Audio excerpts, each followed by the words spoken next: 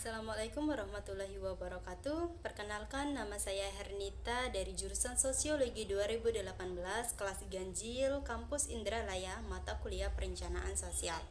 Di sini saya akan menjelaskan mengenai konsep perencanaan sosial. Terdapat 3 kata kunci mengenai definisi perencanaan sosial. Yang pertama itu proses, yang kedua sistem, dan yang ketiga adalah konsensus. Di mana proses adalah upaya untuk mencapai tujuan, sistem adalah cara untuk mencapai tujuan, dan konsensus adalah pengambilan keputusan atau alternatif yang dipilih untuk memecahkan suatu masalah sosial. Sehingga dapat ditarik kesimpulan bahwasanya perencanaan sosial adalah suatu upaya yang dilakukan dengan menggunakan alternatif untuk mencapai tujuan tersebut. Adapun hierarki perencanaan sosial. Perencanaan sosial itu terbagi menjadi 2, yaitu perencanaan di level mikro dan perencanaan di level makro. Perencanaan di level mikro itu meliputi perencanaan individu, perencanaan keluarga atau rumah tangga, dan perencanaan kelompok. Sedangkan perencanaan di level makro itu meliputi perencanaan desa, perencanaan kota, perencanaan wilayah atau regional, dan perencanaan nasional. Adapun dimensi waktu dalam perencanaan sosial. Yang pertama itu adalah dimensi waktu jangka panjang, dimensi waktu jangka menengah, dan dimensi waktu jangka pendek. Lalu, mengapa pentingnya perencanaan sosial? Perencanaan sosial penting dilakukan karena beberapa hal, seperti adanya kegagalan mekanisme yang besar, ketidakpastian masa depan yang akan datang, dan yang ketiga itu adalah mengarah pada kegiatan pembangunan.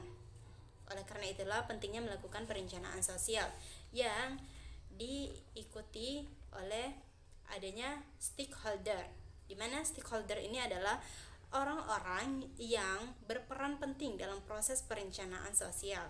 Stakeholder di sini meliputi tokoh-tokoh desa, pemerintah kota, dan lain sebagainya, serta adanya peran dari masyarakat. Selanjutnya itu adalah pendekatan perencanaan. Terdapat beberapa pendekatan dalam perencanaan sosial. Yang pertama itu adalah proses politik, yaitu melalui pemilihan secara langsung sebagai proses perencanaan dalam pembangunan melalui visi, misi, dan program-program yang ditawarkan. Yang kedua itu proses teknokratik, yaitu perencanaan yang dilakukan oleh pihak-pihak profesional. Yang ketiga itu adalah proses partisipatif, yaitu perencanaan sosial dengan melibatkan stakeholder. Yang keempat itu adalah proses top down atau perencanaan dari atas ke bawah atau dari pemerintah ke masyarakat. Dan yang terakhir itu adalah perencanaan bottom up, yaitu perencanaan dari bawah ke atas atau dari masyarakat ke pemerintah. Lalu ada juga macam-macam model perencanaan sosial. Di antaranya, pertama, model perencanaan strategik dasar, yang kedua, model perencanaan berlandaskan masalah sosial, yang ketiga, model perencanaan penelusuran, yang keempat, model perencanaan skenario, yang kelima, model perencanaan organik, dan yang keenam adalah model perencanaan linear. Di sini saya akan menjelaskan sedikit mengenai model perencanaan strategik dasar, di mana model ini merupakan model perencanaan yang cocok bagi seorang perencana pemula dalam melakukan perencanaan sosial. Adapun langkah-langkah yang dapat dilakukan, yang pertama itu adalah merumuskan maksud dan tujuan dasar. Yang kedua itu adalah merumuskan tujuan khusus yang ingin dicapai. Yang ketiga itu adalah menetapkan pendekatan atau strategi pencapaian tujuan. Yang keempat itu merumuskan rencana tindakan, dan yang kelima itu monitor dan penyempurnaan perencanaan.